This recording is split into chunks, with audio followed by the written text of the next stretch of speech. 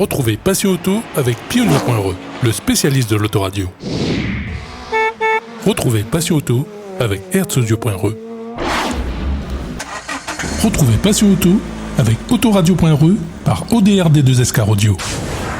Bonjour à tous et bienvenue dans cette édition de Passion Auto. Aujourd'hui, on va sur la spéciale de Pifto pour la journée Battle Touge JAT 974. En seconde partie d'émission, on parlera dashcam dans votre magazine.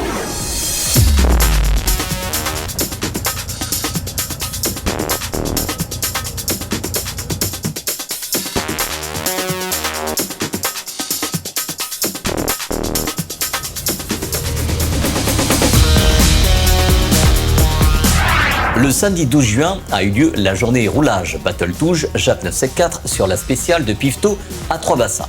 C'est en mode course-poursuite que se disputent les concurrents sur ce parcours. Retrouvons Yon pour nous parler de cette journée. Bonjour tout le monde. Alors la journée d'aujourd'hui, comme d'habitude, là on en est à la 6e journée. C'est bien parti, on était complet depuis plus d'une semaine. On sent vraiment l'engouement de la part des pilotes pour venir s'exprimer à Pifto. Là, ils ont compris le principe, ils ont compris le rythme qu'on a donné. Maintenant, on est systématiquement complet à plus d'une semaine de la séance d'entraînement. En fait, on s'est limité à 20 places, de façon à pouvoir permettre à faire au moins 8 à 10 sessions dans la journée par pilote. C'est pour qu'on puisse vraiment apprécier toute la journée. Il y a quand même pas mal de passages. Pour 20 voitures, on va dire que c'est le maximum qu'on a testé et qu'on trouve relativement correct pour apprécier sa journée. Alors concernant le Tour Auto, la préparation du rallye, comme le JAT 974 a intégré l'ASAR, donc l'association Sport Auto Réunion, qui organise le Tour Auto, on est au taquet avec eux. C'est le JAT 974 qui s'occupe de la sécurité radio, c'est le JAT 974 qui s'occupe du GPS. Donc là, toutes les équipes sont au taquet pour la préparation de ce rallye. Donc en espérant que la crise sanitaire ne vienne pas perturber toute l'organisation qui est en train d'être mise en place en ce moment, avec notre nouvelle présidente, Muriel Rajoel, qui a une politique qui est différente, mais qui est très efficace sur le terrain. Et qui est très appréciée par les pilotes et par les encadrants. On voit qu'il y a une réelle dynamique autour d'elle et ça c'est très très motivant de continuer à travailler avec Lazare dans ces conditions-là. On sera présent pour la conférence de presse et on sera présent pour le Tour Auto. Voilà.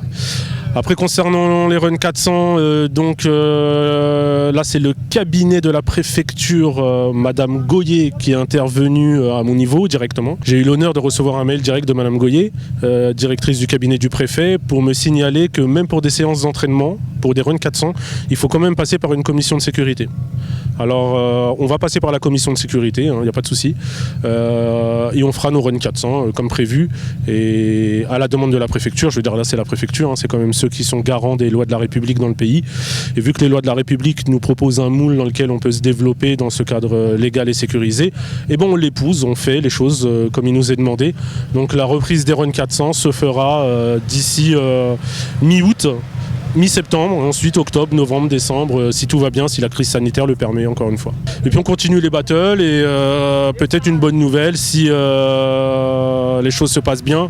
Normalement, la Jamaïque devait être homologuée niveau voiture d'ici peu de temps et donc d'ici quelques mois, on espère avant la fin de l'année pouvoir reprendre les roulages à la Jamaïque. On alternera entre la Jamaïque, Pifto, peut-être même 2 par mois, qui sait, si bon Dieu y veut, si tout va bien.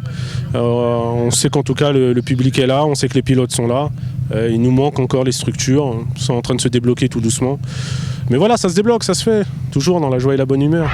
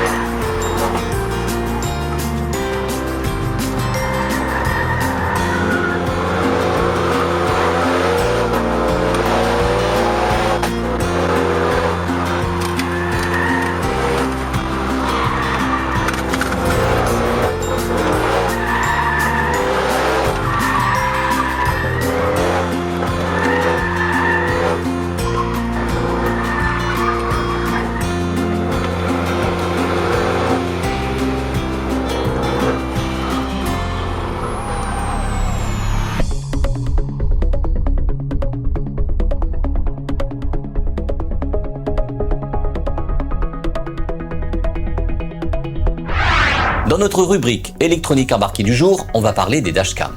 Les caméras embarquées qui enregistrent automatiquement vos parcours et aussi les mouvements suspects qui peuvent arriver autour de la voiture.